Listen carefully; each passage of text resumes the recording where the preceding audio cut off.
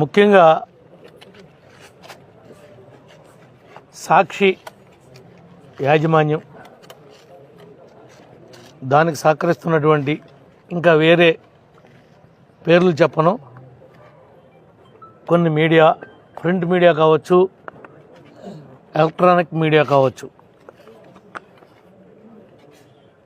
తప్పు జరిగినప్పుడు బాధితుడి పక్షాన ఎవరైతే ఈ సమాజం నుంచి అణిచివేతకి గురవుతున్నాడో, ఇబ్బందులకు గురవుతున్నాడో వాడి పక్షాన ప్రింట్ మీడియా కానీ ఎలక్ట్రానిక్ మీడియా కానీ ఉంటే తప్పులేదు. కానీ ఈ సాక్షి లాంటి పత్రిక కావచ్చు, ఛానల్ కావచ్చు, వీళ్ళు ఒక రాజకీయ దుర్బుద్ధితో, రాజకీయ స్వార్థంతో, ఏ రకమైనటువంటి సంబంధం లేని నన్ను స్వర్గీయ నందమూరి తారక రామారావు గారి విగ్రహం దగ్గర ఎవరో బాబురావు అనేటువంటి వ్యక్తి చెయ్యి కోసుకుని ఆత్మహత్యా ప్రయత్నం చేశాడు, ఎన్టీఆర్ సాక్షిగా చింతమనేని బాధితుడు రక్త తర్పణ అని హెడ్డింగ్ పెట్టి దీనికి కొంతమంది ఈ నియోజకవర్గంలో కోట్లాది రూపాయలు డబ్బులు ఎగ్గొట్టి ఇక్కడ తిరగలేక, సమాధానం చెప్పుకోలేక దీన్ని పబ్లిసిటీ చేసి మాకు లేని తప్పుని మాకు ఆపాదించడానికి, ఇంకా ఇంత జరిగిన 11 సీట్లకే పరిమితమైన, అలా పరిమితం అవటానికి కారణం సగం సాక్షి పేపరు, సగం టీవీ, సగం వాళ్ళ ఎమ్మెల్యేలు, వాళ్ళ మంత్రులు, వాళ్ళ నాయకులే. 151 సీట్ ఇస్తే అధికారాన్ని ఏం చేసుకోవాలో తెలియక, నెత్తికేసి కొట్టుకోవాలో నేలకేసి కొట్టుకోవాలో అర్థం కాక రాష్ట్రాన్ని నడి రోడ్లో వ్యవస్థనం చేశారు. రాష్ట్రాన్ని వీళ్ళు వాళ్ళ నా గురించి ఎవరో ఆత్మహత్య చేసుకోబోయారు, ఏదో జరిగిందని అన్నారు. ఈ బాబురావు అనేటువంటి వ్యక్తిని, వాళ్ళ భార్యని నేను గుర్తుపట్టగలనా? నాకేమైనా సంబంధం ఉందా? వాళ్ళు పొలాలు కొనుక్కున్నారు, అమ్ముకున్నారు, లావాదేవీలు వాళ్ళ మధ్యలో జరిగినాయి. కొనుక్కున్నవాడు మా కూటమి నాయకుడైనంత మాత్రాన ఎమ్మెల్యేకి సంబంధమా? మా పార్టీ వాళ్ళు కొనుక్కోకూడదా? మా పార్టీ వాళ్ళు వ్యాపారం చేసుకోకూడదా? ఏ నిబంధన నేను అతిక్రమించానని నా మీద ఎలిగేషన్ పెట్టారని నేను అడుగుతున్నాను. ప్రధానంగా సాక్షి పేపర్ని, సాక్షి టీవీని, ఆ తర్వాత కొంతమంది స్క్రోలింగ్లు, న్యూస్లు వేసినటువంటి వాళ్ళని, సోషల్ మీడియాలో దీన్ని షేర్ చేసినటువంటి వాళ్ళని. మీకు సిగ్గు లజ్జ ఉంటే 1% అయినా నా పాత్రను మీరు ఏ రకంగా అయినా ఎస్టాబ్లిష్ చేస్తే నేను రాజకీయాల్లో తప్పకుండా మీరేం సమాధానం చెప్తారని అడుగుతున్నా.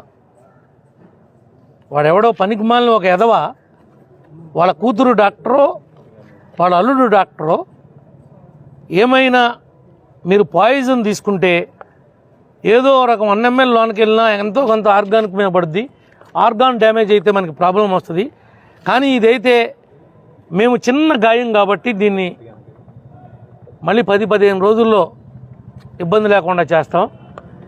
కానీ అతని మీదే బ్లేమ్ పెడితే చంద్రబాబు గారు, లోకేష్ బాబు గారు సెంట్రల్ ఆఫీసులో కనుక ఇన్సిడెంట్ జరిగితే వెంటనే మనం 90 లక్షలు ఎగ్గొట్టేయచ్చు, మన అగ్రిమెంట్ అంతా రద్దు అయిపోద్ది.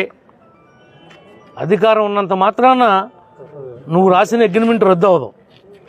అధికారం ఉన్నంత మాత్రాన నీ కమిట్మెంటు ముఖ్యమంత్రి గారు, మంత్రి గారు, ఉప ముఖ్యమంత్రి గారు తప్పించలేరు.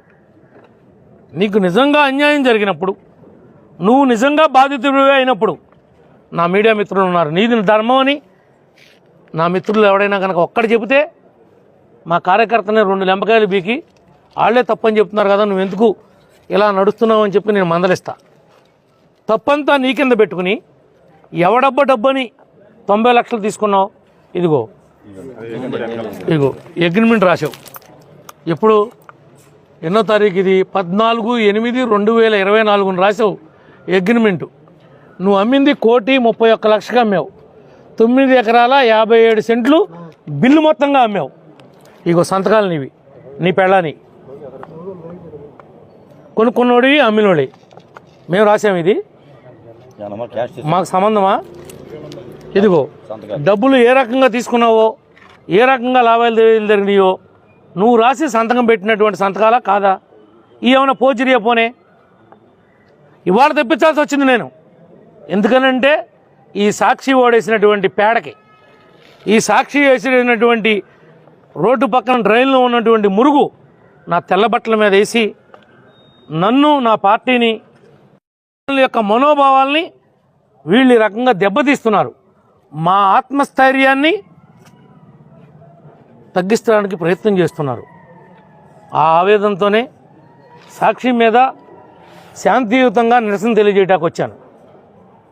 నేను నిజంగా చేయాలంటే, వాళ్ళు చేసినట్లుగా నేను చేయాలంటే ఆడ ఆఫీసు ఫర్నిచరు ఈ పాటికే తగలడిపోయేది. వాళ్ళు చేసినటువంటి పద్ధతిలోనే మేము నడిస్తే, మేము గాంధీ మార్గంలో నడుస్తున్నాం, శాంతియుతంగా నడుస్తున్నాం. ఆ రోజున పోలవరం రైట్ మెయిన్ కెనాల్లో మా నాయకులు కార్యకర్తలు మీరు అక్రమంగా తోలుతుంటే ఆపుతాకెళ్తే అప్పుడున్నటువంటి అబ్బయ్య వాళ్ళ అనుచరులు వెళ్ళి దాడి చేసి 5 కార్లు బద్దలు కొట్టారు. ఆ కార్లు బద్దలు కొట్టిన దాంట్లో నా జీపు కూడా ఇప్పటికి పోలీస్ స్టేషన్లో ఉంది. ఒక్కరోజైనా సాక్షివాడు వీళ్ళు ఇంత దౌర్జన్యం చేశారని స్క్రోలింగ్ అన్నా పెట్టలేదు ఏంటని అడుగుతున్నా. సాక్షివాడికి కళ్ళుండవా? సాక్షివాడికి చెవులుండవా? సాక్షివాడు గడ్డి తిని బతుకుతున్నాడా, లేదంటే అసిద్ధం తింటున్నాడా? వీడు రోజు దీంట్లో పనిచేసేటువంటి వాళ్ళు, ఈ రాసేటువంటి వాళ్ళు, దీన్ని సహకరించేటువంటి వాళ్ళు కడుపుకి ఏం తింటున్నారని అడుగుతున్నా. ఎందుకు ఇలాంటి కక్కుర్తి పనులు చేస్తున్నారంటున్నా. రాజకీయంగా ఎదుర్కోవాలంటే నేను సూపర్ 6 హామీ ఇచ్చాను. కూటమి ప్రభుత్వంలో ఉన్నా. మేము తప్పులు చేస్తుంటే నిలది నేను సమాధానం చెప్తా. ఎక్కడన్నా రోడ్డు పోయలేకపోయావేంటయ్యా, 10 నెలలు అయింది, ఎప్పుడు పోస్తావని అడుగు, నేను ఆన్సర్ చేస్తా. డ్రైన్కు సంగతి ఏంటి, ఇబ్బంది పడుతున్నారని అడుగు, ఆన్సర్ చేస్తా. ఇల్లు కట్టుకున్నాడు, బిల్లు రాలేదేంటి అని అడుగు, ఆన్సర్ చేస్తా. నీళ్లు రావట్లేదు, ఇబ్బంది పడుతున్నారని అడుగు, ఆన్సర్ చేస్తా. కరెంట్ ఎలగట్లేదు అని అడుగు, ఆన్సర్ చేస్తా. ఎందుకు వచ్చినా ఈ చవటా పనులు, ఈ చౌకబారు రాజకీయాలు, ఎవరిని రాజకీయంగా బలహీనపరుద్దామని ఈ కుటిల ప్రయత్నాలు చేస్తున్నారు. ఎందుకు చేయాల్సి వస్తుంది? సమాధానం చెప్పాలి. ఎందుకు, ఏం జరిగిందని. పోనీ 1% ఇన్వాల్వ్మెంట్ ఉంది కదా అని మీరు అంటారా? కొనుక్కున్నాడు బాగానే ఉన్నాడు, తోలుకున్నాడు బాగానే ఉన్నాడు, దాంట్లో మిషన్ పెట్టి దాన్ని తవ్వి దాన్ని బాకీ తీర్చుకున్నాడు బాగానే ఉన్నాడు. కందకే లేదు, దురద కత్తిపేటకే లేదు, మధ్యలో నన్ను ఎందుకు లాక్కొచ్చారయ్యా? నాకేంటి సంబంధం ఉందని లాక్కొచ్చారు? నన్ను ఎందుకు అలర చేయదలుచుకుంటున్నారు? నా పేరు చింతమనేని బాధితుడి రక్త తర్పణ స్వర్గీయ ఎన్టీఆర్ సాక్షిగా అనే మాట రాయబట్టే నేను మా నాయకులు కార్యకర్తలు రోడ్డు మీదకి వచ్చాను తప్ప లేకపోతే సాక్షి మీదేం మాకు వేరే ఉద్దేశం ఏం లేదు. దాంట్లో పనిచేసేవాళ్ళ మీదేమీ మాకు వేరే భావం లేదు. కానీ ఇలాంటి నీచమైన పనులు ఇన్నాళ్ళు చేశారు. జగన్నే అధికారానికి దూరం చేశారు. ఇంకా ఏం చేద్దాం అనుకుని మళ్ళీ మా మీద టార్గెట్ పెట్టి రాస్తున్నారని అడుగుతున్నా.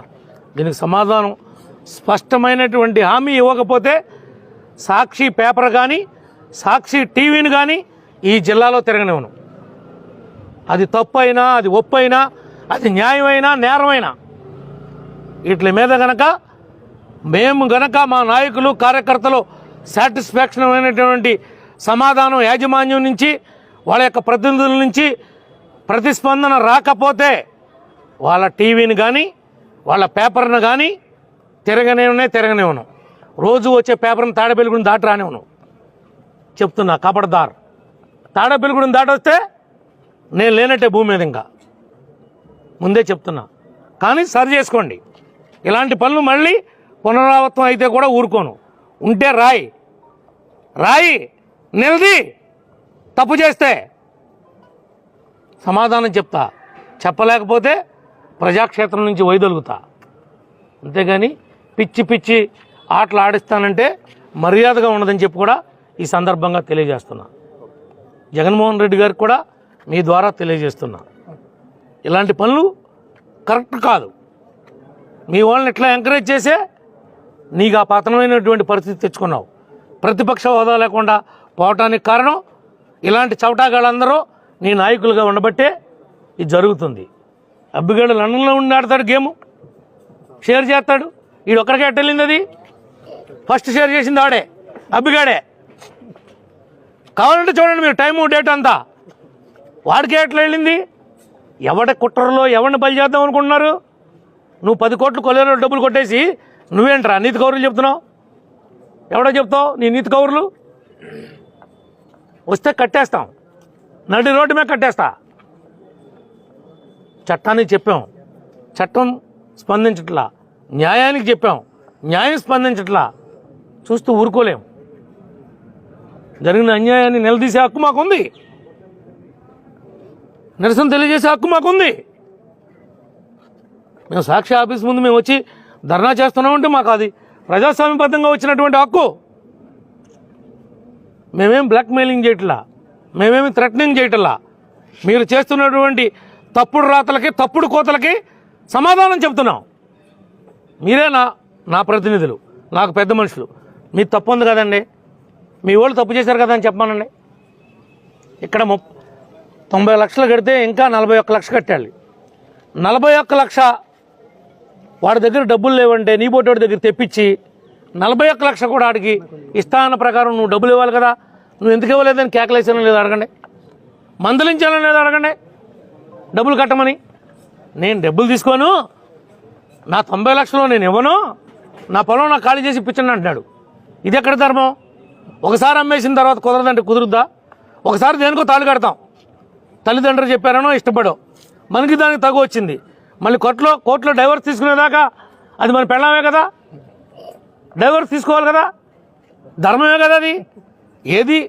ఏ విధానాన్ని పాటించకుండా ఇలాంటి కుయుక్తులతో ఎవరి రాజకీయ జీవితాలతో మీరు ఆడుకుంటున్నారో అని అడుగుతున్నాను. నేనేమంటున్నా తప్పుగా. ఒక్కసారి మీరైనా నా గురించి చేసినా ఇంకోళ్ళ గురించి చేసినా ఒక్కసారి ఆత్మపరిశీలన చేసుకోండి.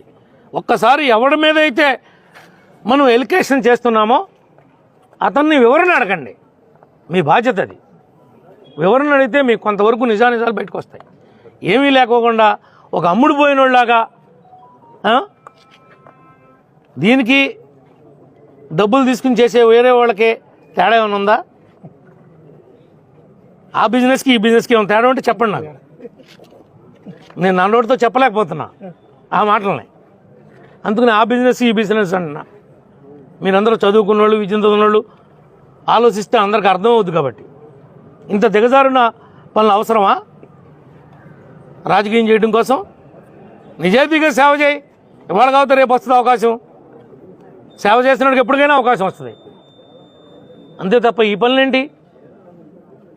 ఒక్కసారి మీరు ఆలోచించండి మిత్రమా. ఓకే, ఇంకేమైనా డౌట్ ఉందా మీకు? ఇంతకంటే స్పష్టంగా ఏమైనా చూపించనా?